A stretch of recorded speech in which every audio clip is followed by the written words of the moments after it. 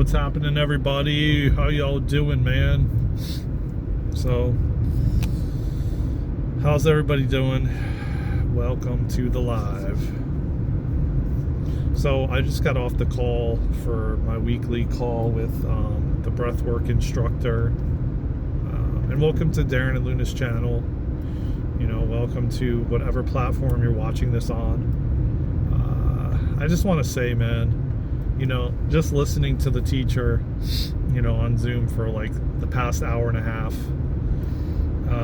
just reminds me, and just in my own challenges that I'm having with like physicalness, you know, because one of the key things I've had a challenge with is tight muscles for a very long time, but yet I never made it like a consistent thing to do it consistently every single day.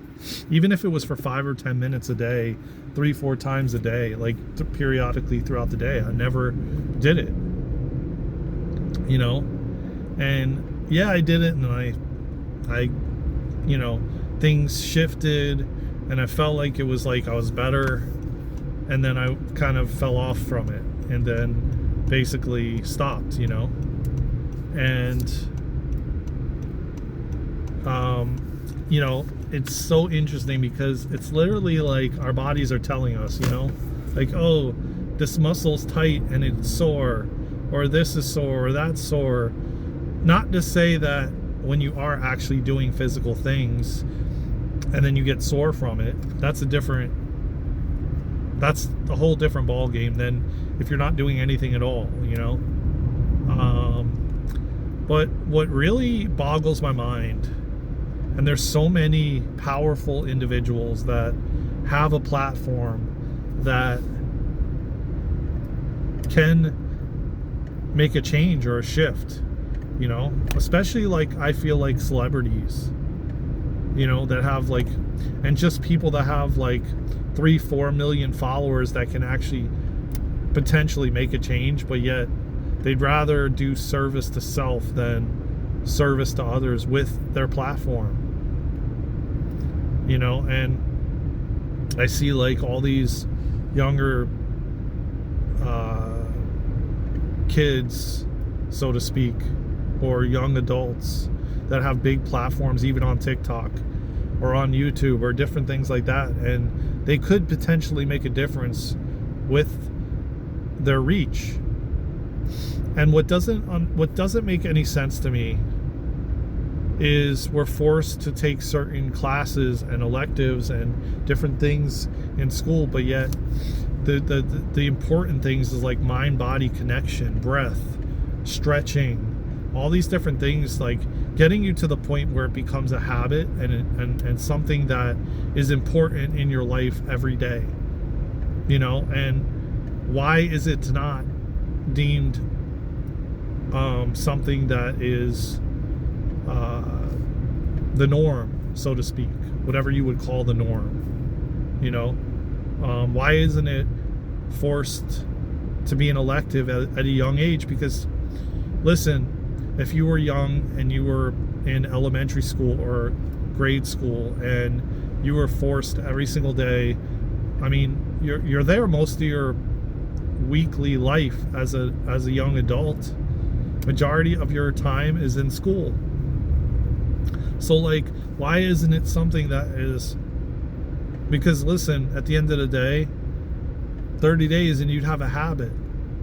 But if you're that young, you would adopt this as a natural, normal thing that you would incorporate in your everyday life because you would feel good doing it. And I mean breath work, I mean, you know, yoga, meditation, stretching. Why aren't these things,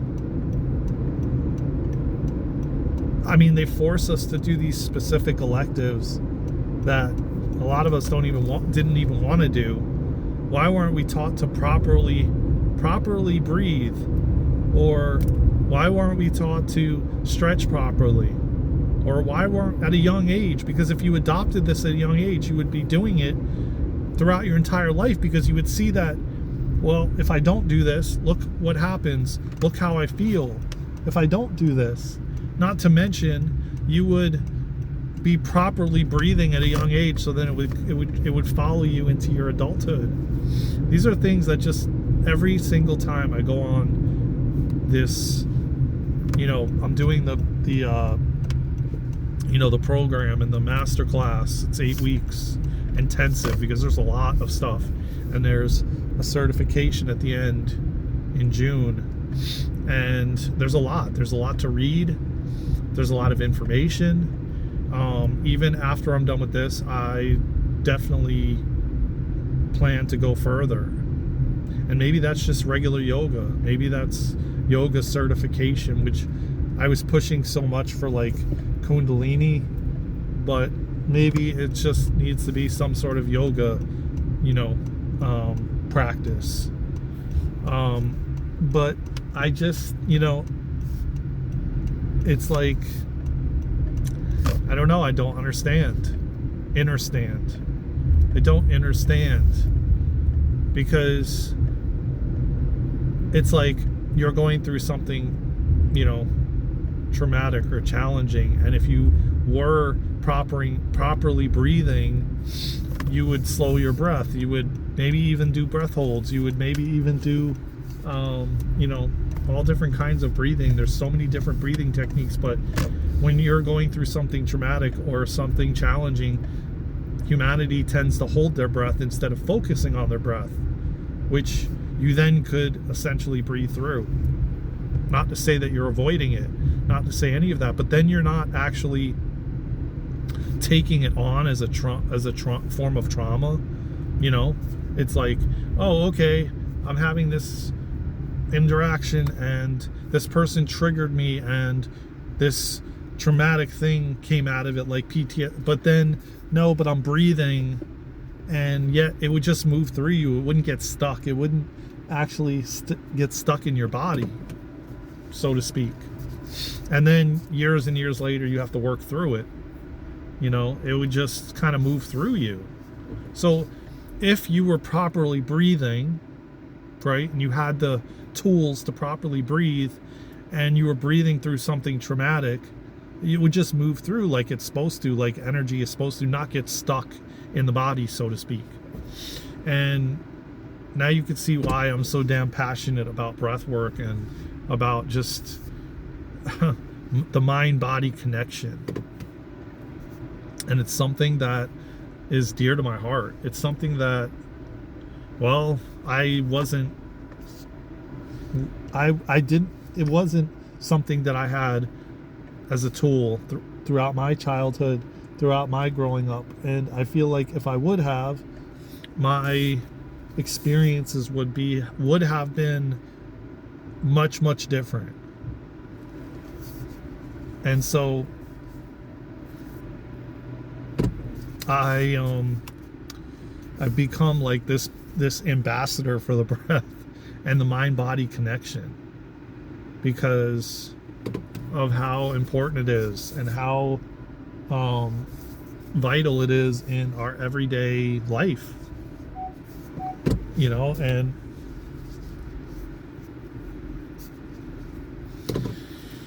and so, whoa, that's too close. Sorry about that, guys. You're gonna get a close-up zoom in of my face. Sorry about that, but I don't know. I just wanted to say that. I just wanted to touch on that a little bit.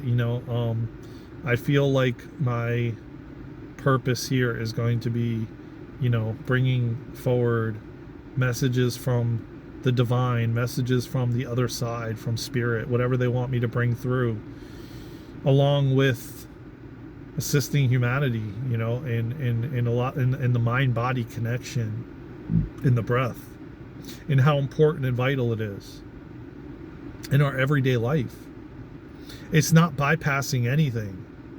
It's just, the difference between like holding your breath, and breath holds are great. They're amazing, but not in this way. Not when you don't know and you're not properly breathing, and then you just kind of hold your breath because you don't even realize you're holding your breath, and you're holding it in a way out of stress and trauma response and survival, And it's a big difference, especially when you're young and you're, shallow breathing and mouth breathing, and, well, then, then we have a recipe for not such a great situation. So, I don't know. My hope is that this video gets out there, and the more and more I continue to share in this way and say, why isn't this a part of college's curriculum that is mandatory with your college degree? Why isn't it mandatory that you do yoga and meditation and breath work and, potentially emotional regulation, all these different things that will assist even a young adult, moving in life. And my hope is that the more and more I continue to talk about it, the more and more I show different, modalities, different ways to breathe, different ways to have that mind-body connection. My hope is that these videos go viral and more people see it. And, people that maybe even are a part of school systems that can make it mandatory, like a principal or a school district. I don't understand to this day why that isn't important,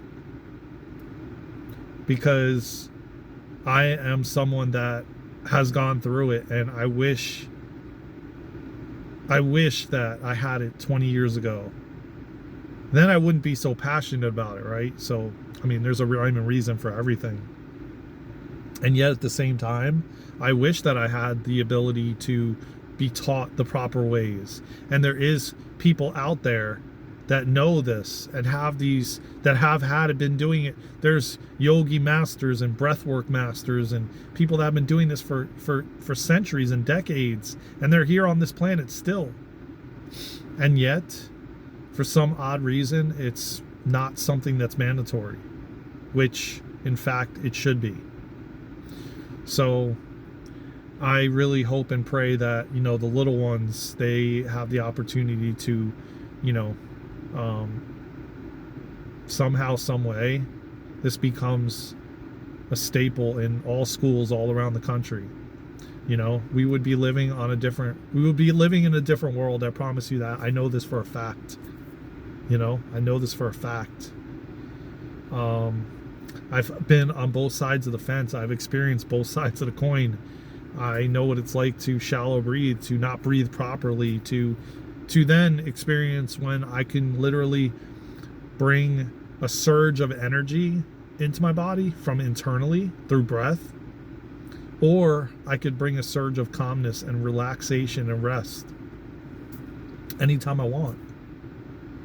To have that ability, and knowing you have that ability, that's a superpower. And 99.9% of humanity doesn't realize it, and they think that they have to use external things like energy drinks and caffeine and different things to boost their energy, when in fact we have the breath right inside of us to do that. Or they got to use different things like relaxers, when lo and behold, the breath is always there, always has been, always will be till you leave the body.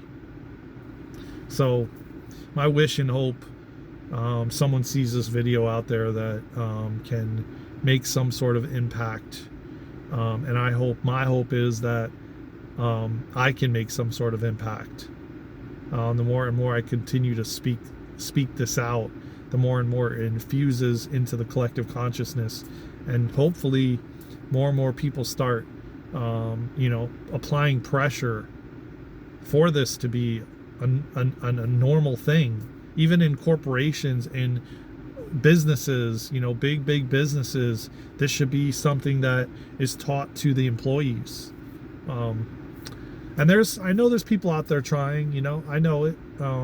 One of my previous certifications with breathwork, he's done like groups in corporations, like big corporations. So I know there's people doing it, and I know it's becoming more and more widespread, but it's not widespread enough. We need that mind-body connection with the breath, because that then connects you to the heart. That then connects you to your higher self and source. And then you're in alignment with your truest, your highest. You're in alignment with your soul. And you're essentially merged with your soul, leading you every step of the way.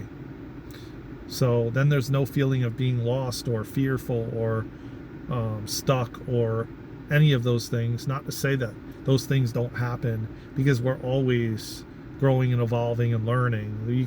There's so much to learn about the breath just in itself. And there's masters out there, trying to perfect that just in itself, or yoga or qigong. These are all things that are proven to be so powerful, and yet they're not being taught in schools to youngins. As Luna would say, kiddos or kidlins. Anyway, I love you all, man. Please check out our website, www.darenandluna.com. We'll be releasing the calendar and newsletter very, very soon for May, so stay tuned. Make sure you're signed up for the newsletter. Check us out on all social media platforms at Daren and Luna.